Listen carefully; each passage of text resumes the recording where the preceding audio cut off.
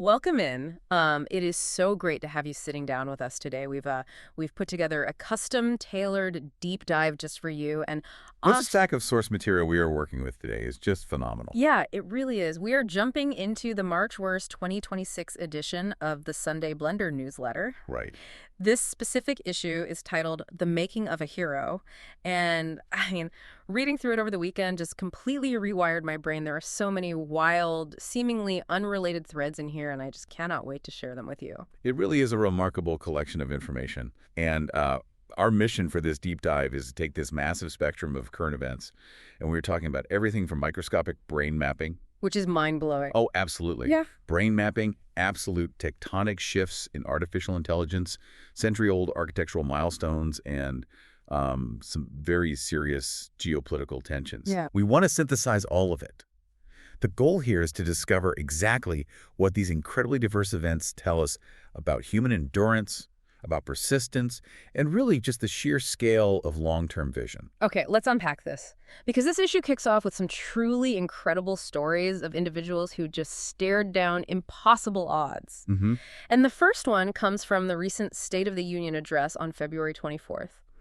Just looking at the events of the ceremony itself, there was this profoundly powerful moment honoring a man named retired Navy Captain Race Williams. Right. He is 100 years old. 100 years old. And he is the last living Korean War Medal of Honor recipient. I knew a little bit about his story going in, but the actual details are they're beyond belief. They really are. It honestly reads like a movie script that a studio would reject for being too unrealistic. I mean, we are talking about an event from 1952. Right, he was in a dogfight. And the part that got me is that he was completely alone. Completely alone against 7 Soviet MiG-15s. Wow. And to put the sheer endurance of this into perspective, that engagement lasted for 35 minutes. Which is insane.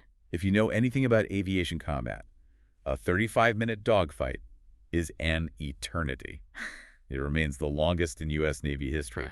He shot down 4 of those MiGs, and somehow defying basically all laws of aerodynamics, managed to land his aircraft in blizzard conditions. Yeah, and when they inspected his plane on the deck, they counted 263 bullet holes. 263.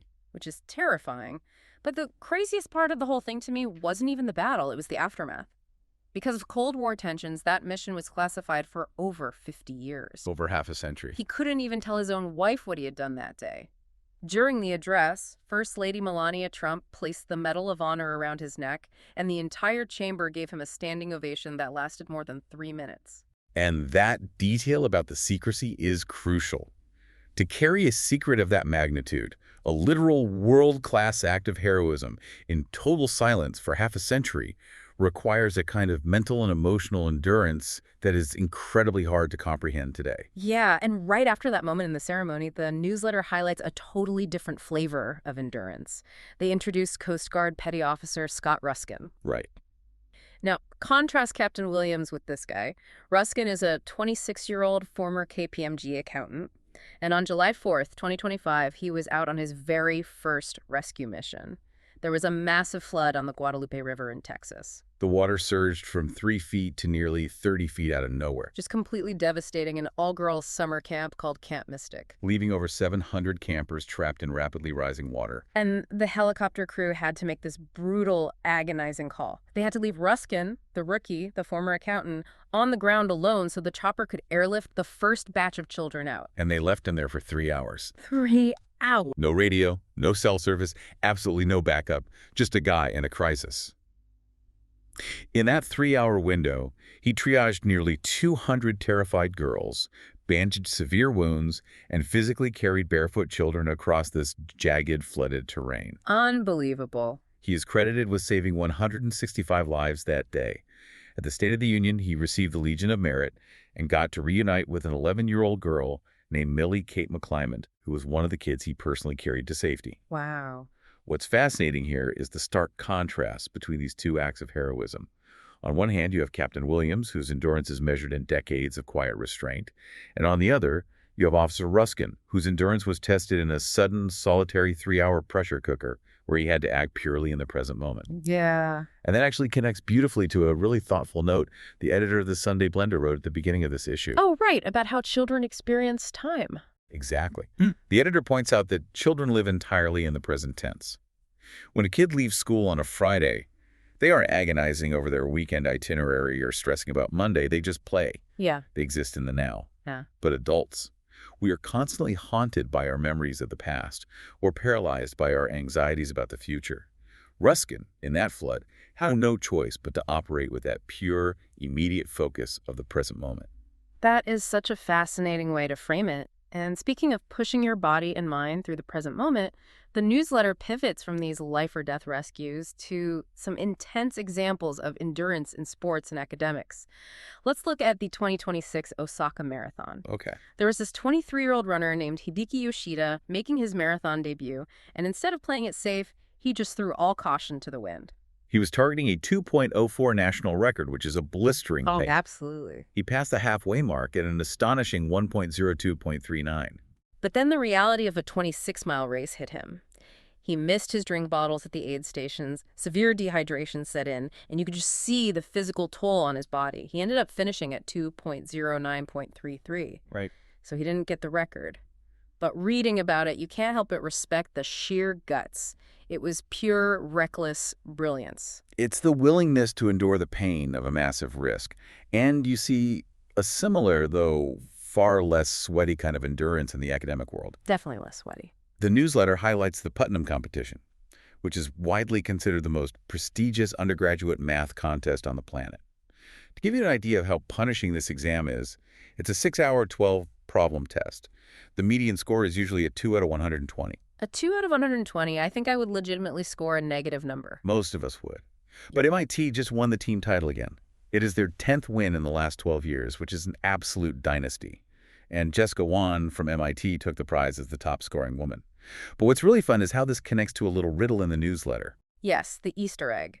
The editor mentioned earlier in the issue that their mother-in-law graduated from Shanghai High School, or SHS, and challenged the reader to find the hidden proof later on that SHS, quote-unquote, still shines ever more brightly. And there it is in the Putnam results. 2 of MIT's top 5 Putnam Fellows this year, Cheng Jiang and Chunji Wang, are both graduates of Shanghai High School. I love when writers do that. It's a great little nod to long-term academic endurance. It really is. Okay, here's where it gets really interesting, because the deep dive shifts away from human endurance and takes us right to the bleeding edge of the technological frontiers we are crossing right now. Right into the AI space. Exactly. The AI landscape, as of early 2026, is undergoing a massive seismic shift. Anthropic's Claude just absolutely rocketed to #1 on the U.S. App Store. They leaped right over ChatGPT and Google Gemini. Which is a huge industry milestone. Yeah. Their state-of-the-art Opus 4.6 model is shattering daily registration records. Even Katy Perry was posting about buying a Pro subscription. But you were telling me earlier that the real story isn't the App Store rankings, right? It's what's happening beneath the surface. Precisely. To understand the actual tectonic plates shifting in AI, we have to look at the open source community. If you look at OpenRouter, which is essentially the world's largest aggregator or hub for using different large language models, Chinese AI models have certainly stormed into absolute dominance. Wow. By late February, models like Minimax M2.5, Moonshot AI's Kimi K2.5, and Zippu AI's GLM5 were accounting for an incredible 61% of total token consumption. Okay, hold up. For those of us who aren't software engineers, what exactly does token consumption mean here, and why are these specific models suddenly taking over? It comes down to utility and cost. A token is basically a piece of a word that an AI processes. The more complex the task, the more tokens it eats up. Recently, programming and coding tasks have surged from making up 11% of all AI use to over 50%. That's a massive jump. It is, and this is largely being driven by something called agentic workflows. Which is a very sci-fi sounding term. It really is. But it basically just means AI programs that can independently complete multi-step tasks without a human holding their hand for every single click. Right. You give it a big goal, and the AI agent figures out the smaller steps to get there. Yeah. This trend was turbocharged recently by a viral open-source AI assistant called OpenClaw. But here's the catch. Having an AI, I think, in these continuous multi-step loops requires a massive amount of tokens. It is incredibly expensive if you're using a premium model. So that's where the Chinese models come in. Exactly. These Chinese open-weight models, meaning the underlying architecture is freely available for developers to tweak, are tailor-made for this kind of heavy lifting. And more importantly, they are 10 to 20 times cheaper to run. Wow. Andreessen Horowitz, the big venture capital firm, estimates that right now, roughly 80% of all startups building open-source AI tools are running on these Chinese models because of that cost efficiency. That is a total paradigm shift for the global tech ecosystem. But while we have these massive server farms mapping out global AI networks, there is a totally different team of scientists mapping something arguably more complex right inside our own heads. Yes. The newsletter covers this joint project between Harvard and Google. They just spent 10 years mapping a single cubic millimeter of the human brain. Which is an almost invisibly small amount of tissue. It's about half the size of a grain of rice. And what they found inside that tiny, tiny speck is staggering. Inside half a grain of rice, there are 57,000 individual cells. Incredible. There are 230 millimeters of blood vessels tangled up in there, and 150 million synapses, the connections between neurons. To actually map this, they had to slice that tiny speck of tissue into 5,000 separate slices. With each slice being just 30 nanometers thick. Yeah. Right. They run them through a $6 million electron microscope, and then they had Google's AI stitch all those microscopic images back together into a 3D model. The raw data generated from that 1 cubic millimeter was 1.4 petabytes. Massive. To put 1.4 petabytes into perspective, if you were downloading that on a standard home internet connection, you would be sitting there for decades, for 1/2 of a grain of rice. And if we do the math on the implications of that, it gets profound. Yeah. The full human brain is roughly 1 million times larger than that single cubic millimeter. If we were to map the entire brain at that exact same resolution, it would produce roughly 1.4 zettabytes of data. A zettabyte? I don't even know what that looks like. A zettabyte is a trillion gigabytes. Oh my gosh. 1.4 zettabytes is approximately the entire world's data storage capacity for a single year. All the servers, all the hard drives on Earth. The newsletter phrases it so perfectly. We are, quite literally, walking universes. Walking universes. You really just have to pause and let that sink in. It's breathtaking. And seamlessly, the deep dive takes us from the universe inside our heads, out of the laboratory, and into the literal wild. There is a story here about nature's own brand of endurance. Specifically, 2 famous bald eagles in Southern California named Jackie and Shadow. They have a massive following, right? Millions of people watch their 24/7 Nest livestream. They've been a pair since 2018. But this particular season was a real heartbreak for the viewers. Back in January, Jackie laid 2 eggs. But while the couple was briefly away from the nest, ravens swooped in and destroyed both of them. Which is a devastating but very routine part of how nature operates. Yeah, but nature is also incredibly persistent. Jackie's biology essentially hit the reset button. Her hormones adapted, she bounced back, and on February 24th, she laid a brand new egg, officially starting a second clutch. And a second egg followed a few days later on February 28th. It is this pure, unfiltered display of persistence and second chances. If we connect this to the bigger picture, that raw resilience, that untamed wildness, is exactly what we as humans have slowly realized we need to protect. And the newsletter notes a major historical anniversary related to that exact realization.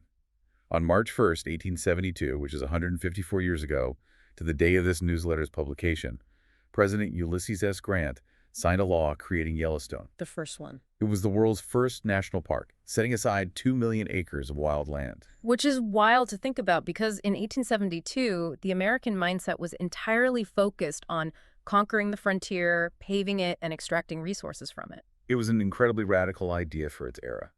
The concept that a piece of nature has intrinsic value just by existing, not for what you can mine from it or log from it or build on top of it, was a massive philosophical pivot. Today, there are over 4,000 national parks across more than 100 countries, and every single one of them traces its philosophical lineage back to that one signature in 1872. That is a phenomenal legacy. And it's so interesting because human beings are constantly inspired by the very nature we are trying to protect. The newsletter highlights a human creation that is deeply rooted in the natural world. Antoni Gaudi's masterpiece, the Sagrada Familia Basilica in Barcelona. Oh, right. They just hit a historic milestone on February 20th, 2026. The upper arm of the cross on the Tower of Jesus Christ was finally installed, Making it officially the world's tallest church, standing at 172.5 meters. And this is after 144 years of continuous construction. 144 years. It blows my mind because we live in a culture where if a web page takes 3 seconds to load, we lose our minds. And this guy is designing a cathedral he knows he'll be dead for a century before it's finished. Gaudi was a true visionary. He didn't design buildings using standard architectural templates. He studied trees, human bones, and seashells, and he figured out how to turn nature's geometry into load-bearing stone. He famously said, "The straight line belongs to man. The curved line belongs to God." I love that quote. It's beautiful. And when critics would complain about how agonizingly slow the construction was taking, he would simply reply, "My client is not in a hurry. It requires a profound, almost alien level of long-term vision to dedicate your life to a masterpiece, knowing with absolute certainty that you will never see it completed." It is the ultimate act of faith in the future. But, as the newsletter makes very clear, the future we are currently living in is still heavily fractured. Moving to the global stage, we have some sobering updates from the Middle East. Over the weekend of February 28th, joint U.S.-Israeli strikes were carried out on Iran. Right. And the immediate ripple effect of this was that at least 8 countries completely closed their airspace, effectively shutting down some of the most vital global aviation corridors. The logistical fallout of that was staggering. Over 1,800 flights were canceled on a single Saturday. Major international carriers like Emirates, Qatar Airways, and Etihad had to suspend operations. We saw retaliatory strikes from Iran that hit Dubai International Airport, forcing evacuations, and drone strikes that damaged airports in Abu Dhabi and Bahrain. And because Russian airspace is already strictly closed due to the Ukraine war, all of that Europe to Asia air traffic that normally routes safely through the Middle East was effectively stranded on the tarmac. It's a massive disruption with no clear resolution in sight. This raises an important question. How do we reconcile this paradox? We are living in a world where literal borders and critical airspaces are being violently slammed shut. Yet at the exact same time, if you look at the digital layer of our world, we are experiencing an era of unprecedented, almost chaotic cultural blending. It is a total paradox. The newsletter gives these incredibly fun examples of this cultural intertwining. For instance, mid-level British indie rock bands, groups like Sea Power, the QCB, and this band from Galway called New Dad, are suddenly finding massive, fiercely passionate audiences in China. So fascinating. And the pipelines for this are so random. Sea Power found a huge Chinese fan base because their music was featured in a critically acclaimed video game called Disco Elysium. And New Dad went viral on the Chinese social media app Red Note simply because users liked their album art aesthetics. Exactly. They go from playing a pub to 500 people in the UK to being booked for a festival in Guangzhou with 10,000 screaming fans. It's amazing. And you see that global cultural crossover everywhere. Look at Pokemon. Logan Paul, the American wrestler and influencer, just sold a specific Pokemon card, a Pikachu Illustrator card, for a record-breaking $16.492 million. It was graded as a PSA 10. And for anyone who isn't deep into the trading card world, a PSA 10 essentially means the card is in flawless museum-quality condition, not a single microscopic scratch or faded edge. Yeah. It highlights how Pokemon has evolved into a $100 billion global empire. It has actually surpassed Disney as the highest-grossing media franchise in human history, which is just wild. The cultural milestones in this issue are just flying by. We also saw some unbelievable individual endurance.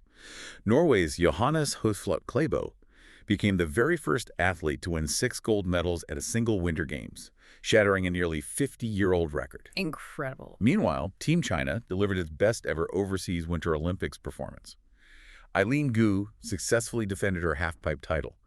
And in a really sweet, rare occurrence, a married couple, Xu Mengtao and Wang Jindi, both won individual gold medals in the aerials events at the exact same games. Talk about a successful family vacation. And just to quickly wrap up the sports section, European soccer had a wild weekend of its own. In Germany, Bayern Munich beat Borussia Dortmund 3-2 in this thrilling match that was capped off by an 87th-minute volley from Joshua Kimmich. And over in England, Liverpool thrashed West Ham 5-2 and made history by scoring 3 separate set-piece goals in a single half. That's unheard of. So what does this all mean? When we zoom out and look at everything we have covered today, and I am talking directly to you, the listener, who has been on this wild ride with us, we have traversed some truly staggering scales of time and space. We talked about a 100-year-old pilot who had the fortitude to keep a heroic secret for half a century. Right. We marveled at a basilica that has taken 144 years to build. We zoomed all the way down to a single cubic millimeter of the human brain, holding 1.4 petabytes of raw data. And the through line, the core belief that really ties all of this dense material together, is the unyielding push forward. Whether it is an eagle biologically resetting to lay a new egg after a devastating loss, an architect painstakingly designing a future he knows he will never live to see, or a solitary Coast Guard pushing through sheer exhaustion to rescue children from rising floodwaters, the common denominator is endurance. It is the stubborn persistence to keep going, to keep building, and to keep surviving against the odds.